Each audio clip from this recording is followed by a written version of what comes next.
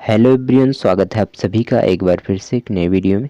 तो दोस्तों, आज की इस वीडियो में हम सीखने वाले हैं कि आई का उच्चारण कैसे किया जाता है।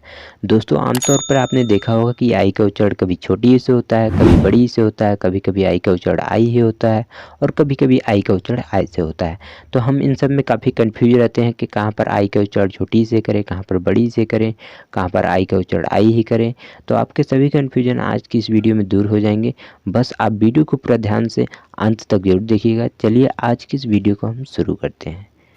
सबसे पहला नियम है कि यदि दो कॉन्सोनेंट के बीच में आई आए तो आई का उच्चारण छोटी ई से करते हैं।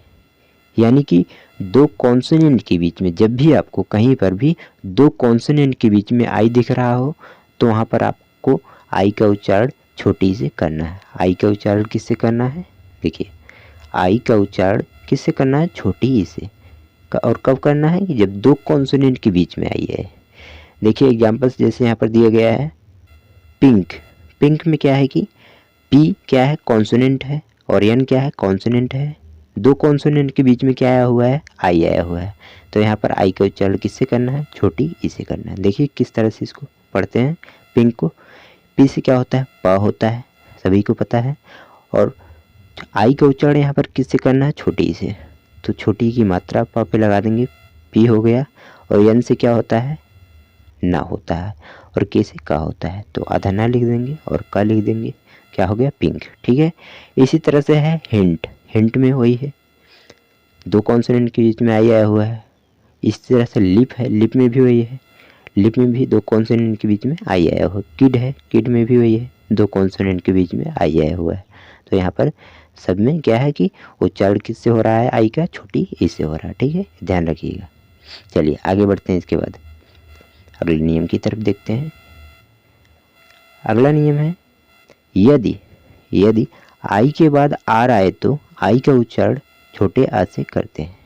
देखिए एक बार फिर से, यानी कि किसी भी वर्ड में अगर आपको आई के बाद, किसके बाद? आई के बाद, आई के बाद क्या दिख रहा है? आर दिख रहा है। ठीक है, आई के बाद आर दिख रहा है तो वहाँ पर आई का उच्चारण किससे करना होगा? छोटे आ से करना होगा। देखिए किस तरह से इसको करते हैं। जैसे यहाँ पर एग्जांपल दिया गया है, गल। गल को किस तरह से पढ़ा जाता है? देखिए, जिसे क्या होता है? ग होता है। जिसे ग होता है सभी को पता है। और आई का उच्चारण किससे करना है? छोटे आ से करना है। तो ग में छोटा आ पहले से है, हर एक अक्षर में छोटा आ पहले से छिपा रहता है, तो छोटा आ लिखने की ज़रूरत नहीं है। ठीक है, ऑलरेडी इसमें है। इसके बाद आर और यल बच रहा है, तो आर से क्या होता है? रा होता है, यल से ला होता है। तो ल पे आधा रा लगा देंगे, गर्ल हो गया। ठीक उसी तरह से बर्ड है, बर्ड भी उसी तरह से पढ़ा जाएगा। देखिए यहाँ पर आई के बाद आर आया हुआ है, बर्ड में भी।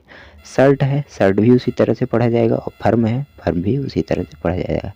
यानी कि आपको किसी भी वर्ड में अगर आई के बाद क्या दिख रहा है? आर दिख रहा है, तो वहाँ पर आई का उच्चारण छोटे आ से करना है। ठीक है, ध्यान रखिएगा। चलिए आगे बढ़ते हैं इसके बाद अगले नियम की तरफ। चलिए अगला नियम देखिए। अगला नियम है, यदि किसी वर्ड के अंत में आई के बाद आर ई क्या है? आर ई आए तो आई का उच्चारण आय से करते हैं। यानी कि आपको किसी भी वर्ड में, किसी भी वर्ड के अंत में आई के बाद, किसके बाद? आई के बाद क्या दिखे? आर और ई दिखे, तो वहाँ पर आई का उच्चारण आय से करना है। किससे करना है? आय से। ध्यान रखिएगा, आय से। ठीक है, आई का उच्चारण आय से करना है। देखिए एग्जाम्पल देखिए, फायर। फायर को देखिए किस तरह से पढ़ा जाएगा। एफ से क्या होता है? फा होता है, सभी को पता है ना।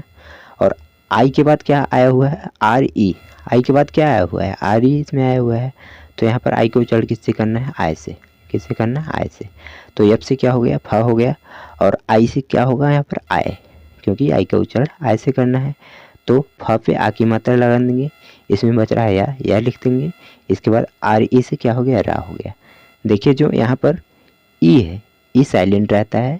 जब वर्ड के लास्ट में ई आता है, इसको पहले भी बताए हैं हम अलग से साइलेंट लेटर रूल में, उसको देखिएगा तो समझ में आ जाएगा। जो ई है लास्ट में, इसका कोई मतलब नहीं है क्योंकि ये साइलेंट है। ठीक है, तो ये फायर हो गया। ठीक उसी तरह से वायर है, फायर हो गया। वायर उसी तरह से है कि आई के बाद आर ई आया हुआ है, तो आई का उच्चारण ऐसे हो रहा है, वायर है। टायर है, टायर में भी वही सिस्टम है। मायर है, मायर भी वैसे है। ठीक है, तो ये ध्यान रखिएगा। चलिए आगे बढ़ते हैं इसके बाद अगले नियम की तरफ।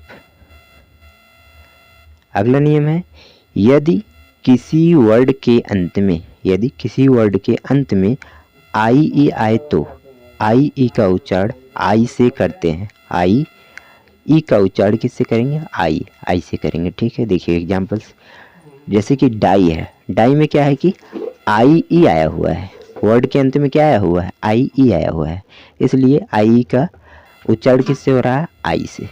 किससे हो रहा है? आई से, ध्यान रखिएगा, आई से। ठीक है, तो डाई, डाई को देखिए किस तरह से पढ़ते हैं, डी से क्या होता है? ड होता है। ठीक है, डी से ड होता है, और आई का उच्चारण किससे करना? आई से करना है। तो ड पे आ की मात्रा लगा देंगे, इसमें बच रहा है बड़ी, बड़ी को यहाँ लिख देंगे तो हो गया डाई हो गया।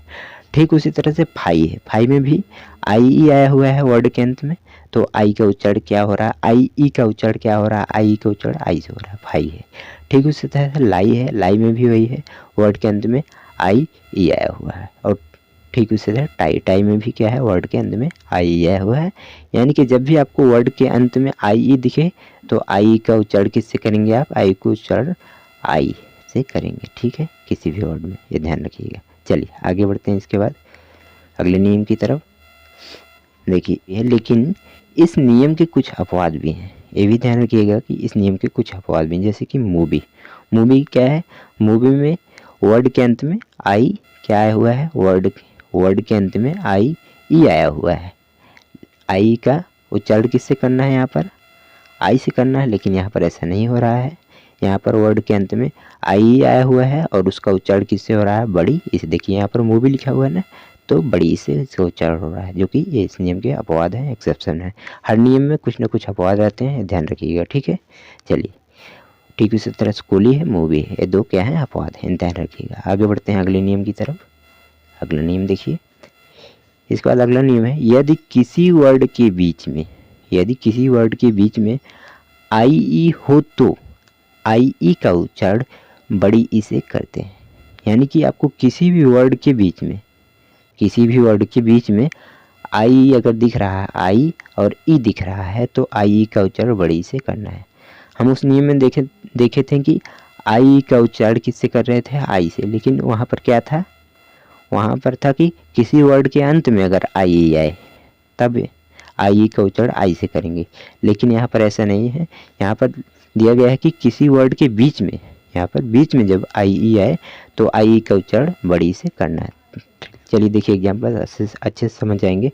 जैसे यहाँ पर लिखा हुआ है फील्ड, फील्ड में क्या है कि वर्ड के बीच में क्या आया हुआ है? आई आया हुआ है, तो आई ई का उच्चारण बड़ी से करना होगा यहाँ पर। जैसे देखिए फील्ड को किस तरह से पढ़ते हैं, एफ से क्या होता है? फा होता है, और आई का उच्चारण किससे करना है? बड़ी से, तो बड़ी की मात्रा फा पे लगा देंगे, और बच रहा है यल और डी। यल ली, यल से ला होता है, आधा ला लिख देंगे, डी से ड होता है, क्या हो गया? फील्ड हो गया। ठीक है, उसी तरह से अगला एग्जाम्पल है सीज, सीज भी उसी तरह से पढ़ा जाएगा। और इसके बाद है बिलीव, बिलीव भी उसी तरह से पढ़ा जाएगा। ठीक है, तो ये ध्यान रखिएगा कि जब भी आपको किसी भी वर्ड में आई ई आए, बीच में, वर्ड के बीच में आई ई आए, तो आई ई का उच्चारण बड़ी से करना है। ठीक है, चलिए आगे बढ़ते हैं इसके बाद आगे देखते हैं। इसके बाद है, यदि किसी वर्ड के अंत में, यदि किसी वर्ड के अंत में आई के बाद एन डी आए तो आई का उच्चारण आई से करते हैं। आई का उच्चारण किससे करते हैं? आई से। यहाँ भी आई से ही उच्चारण, सॉरी, यहाँ पर भी आई से ही उच्चारण हुआ है। ठीक है, देखिए एक बार फिर से देखिए कि आपको किसी भी वर्ड के अंत में अगर आपको आई के बाद क्या दिख रहा है? एन और डी दिख रहा है, तो वहाँ पर आई का उच्चारण आई से होगा। ठीक है, देखिए एग्जाम्पल माइंड, माइंड में क्या है कि वर्ड के अंत में एन और डी आया हुआ है, आई के बाद आया हुआ है कि नहीं? सब में आया हुआ है, तो यहाँ पर आई का उच्चारण किससे हो रहा है? आई से हो रहा है। ठीक है, देखिए माइंड को किस तरह से पढ़ेंगे? यम से क्या होता है? माँ होता है, और आई का उच्चारण किससे हो रहा है? आई से, तो माँ पे आ की मात्रा लगा देंगे, इसमें बच रहा है छोटा ई, छोटे ई को लिख देंगे, और यन से ना हो गया, इस पर अंक की बंदी लगा देंगे, हो गया ना। ठीक है, और डी से डा हो गया, तो क्या हो गया? माइंड हो गया।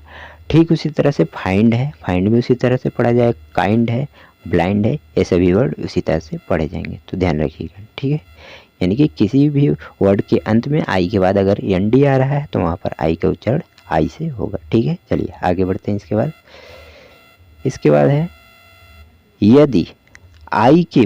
यदि आई के बाद कॉन्सोनेंट हो और फिर ई हो तो आई का उच्चारण आई से करते हैं। यहाँ पर भी आई से ही करेंगे, लेकिन ये एक अलग नियम है। तो फिर से एक बार देख लीजिए, यदि आई के बाद कॉन्सोनेंट हो, यानी कि आई के बाद कोई कॉन्सोनेंट हो और फिर ई हो, कॉन्सोनेंट के बाद फिर ई हो, तो आई का उच्चारण आई से करेंगे। ठीक है, देखिए यहाँ एग्जांपल, राइस। राइस में क्या है कि आई, आई के बाद क्या है सी, सी क्या है कॉन्सोनेंट है, इसके बाद क्या है सी के बाद ई है। ठीक है, तो ये नियम यहाँ पर काम कर रहा है। देखिए राइस को किस तरह से पढ़ेंगे, राइस, आर से क्या होता है रा होता है। ठीक है, और आई का उच्चारण किससे हो रहा है, आई से होता है। तो रा पे आ की मात्रा लगा देंगे, बच रहा छोटा ई क्यों लिख देंगे, और सी, सी ई से क्या हो गया सा हो गया। ठीक है, ई साइलेंट है, सी से सा हो गया, यहाँ पर राइस हो गया। ठीक उसी तरह से लाइक है, वर्ड के अंत में जब भी आपको ई दिखे कहीं पर भी, किसी भी वर्ड के अंत में, तो ई वहाँ पर साइलेंट रहता है, ध्यान रखिएगा। ठीक उसी तरह से लाइक है, लाइक में भी वही सिस्टम है कि आई का उच्चारण आई से हो रहा है। किससे हो रहा है, आई से। आई के बाद क्या है लाइक में कॉन्सोनेंट है, आई के बाद के है जो कि कॉन्सोनेंट है, इसके बाद ई है। ठीक है, ठीक उसी तरह से लाइक को भी पढ़ा जाएगा। काइट है, काइट भी उसी तरह से पढ़ा जाएगा, और बाइक है, बाइक भी उसी तरह से पढ़ा जाएगा। ठीक है, ध्यान रखिए। चलिए आगे बढ़ते हैं इसके बाद अगले नियम की तरफ। इसके बाद अगला नियम है, यदि किसी वर्ड में आई के बाद, यदि किसी वर्ड में आई के बाद GST हो तो आई का उच्चारण आई से करते हैं। यहाँ पर भी आई का उच्चारण आई से ही होगा, लेकिन एक अलग नियम है। देखिए एक बार फिर से, यदि किसी भी वर्ड के अंत में आपको आई के बाद क्या दिख रहा है, GST दिख रहा है, तो आई का उच्चारण वहाँ पर आई से करेंगे। किससे करेंगे, आई से करेंगे। ठीक है, आई का उच्चारण आई से करेंगे, सॉरी ये बड़ी यहाँ पर, हाँ आई से करेंगे, बड़ी नहीं रहेगी, छोटी ही रहेगी। और एक कंडीशन और है कि और GST में GH साइलेंट रहता है। जो GST में GH है, ये GH साइलेंट रहता है, सिर्फ T को हम पढ़ते हैं, GH को नहीं पढ़ते हैं। ठीक है, ध्यान दीजिएगा। चलिए देखिए एग्जांपल, देखिए फाइट को किस तरह से पढ़ा जाएगा। देखिए फाइट को कैसे पढ़ते हैं, एफ से क्या होता है फा होता है, और आई का उच्चारण आई से करना है, तो फा पे आ की मात्रा लगा देंगे, बच रहा छोटा आई, छोटी को लिख देंगे। और GST में GH साइलेंट रहेगा, ये पहले बताया गया है, तो GH छोड़ दीजिए, GH को नहीं पढ़ना, T से टा हो गया, तो फाइट हो गया। ठीक उसी तरह से राइट है, राइट भी उसी तरह से पढ़ा जाएगा। राइट में क्या है कि आई के बाद GST आया हुआ है। नाइट है, नाइट में भी आई के बाद GST आया हुआ है, उसी तरह से पढ़ना है। लाइट भी उसी तरह से पढ़ना है, तो ध्यान दीजिएगा। यानी कि आपको किसी भी वर्ड में आई के बाद GST दिखे तो आई का उच्चारण वहाँ पर आई से करेंगे, और GHT में GH साइलेंट रहता है, ध्यान रखिएगा। चलिए आगे बढ़ते हैं इसके बाद अगले नियम की तरफ। अगला नियम है कि कुछ वर्ड में आई का उच्चारण आई ही होता है, कुछ वर्ड में आई का उच्चारण आई ही होता है। देखिए जैसे कि यहाँ पर आई से, आई में क्या है कि आई का उच्चारण आई ही हो रहा है। ठीक है, आई से आइडल, आइडल में भी आई का उच्चारण आई ही हो रहा है। आइडिया है, आइडिया में भी आई का उच्चारण आई ही हो रहा है। और आइडेंटिटी है, आइडेंटिटी में भी आई का उच्चारण आई ही हो रहा है, तो ये ध्यान रखिएगा। चलिए आगे बढ़ते हैं इसके बाद अगले नियम की तरफ।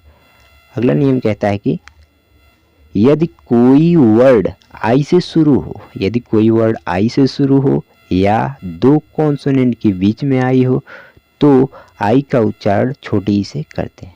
फिर से देख लीजिए, यदि कोई भी वर्ड अगर आई से शुरू हो या दो कॉन्सोनेंट के बीच, कॉन्सोनेंट यानी दो व्यंजन के बीच में आई हो, तो आई का उच्चारण छोटी से करते हैं, आई को छोटी से पढ़ते हैं। देखिए यहाँ पर इंडिया है, इंडिया में क्या है कि इंडिया जो वर्ड है ये आई से शुरू है, तो आई से शुरू है तो इसका उच्चारण छोटी से हो रहा है, इंडिया है। इडियट है, इडियट भी क्या है कि आई से शुरू है, तो इसका उच्चारण भी छोटी से हो रहा है। और देखिए एक्टिव है, एक्टिव क्या है कि दो कॉन्सोनेंट के बीच में आई आए हुए हैं, यहाँ पर दो टी और वी के बीच में आई आया हुआ है यहाँ पर देखिए, तो यहाँ पर आई का उच्चारण छोटी से हो रहा है, एक्टिव है। ठीक उसी तरह से फिनिश है, फिनिश भी क्या है कि दो कॉन्सोनेंट के बीच में, देखिए एफ है और एन के बीच में यहाँ आई आया हुआ है, यहाँ पर एन और एस के बीच में आई आया हुआ है, तो यहाँ पर आई का उच्चारण किससे हो रहा है, छोटी से हो रहा है, फिनिश। ठीक है, तो ध्यान रखिएगा नियम को। तो उम्मीद करते हैं आज की इस वीडियो से आपने कुछ ना कुछ सीखा होगा। अगर आज की इस वीडियो से आपने कुछ ना कुछ सीखा हो तो वीडियो को लाइक करिएगा। वीडियो कैसी लगी कमेंट बॉक्स में कमेंट करके ज़रूर बताइएगा, और चैनल पर नए आए हुए तो चैनल को सब्सक्राइब कर लीजिएगा। मिलते हैं किसी और वीडियो में, तब तक के लिए जय हिंद, वंदे मातरम।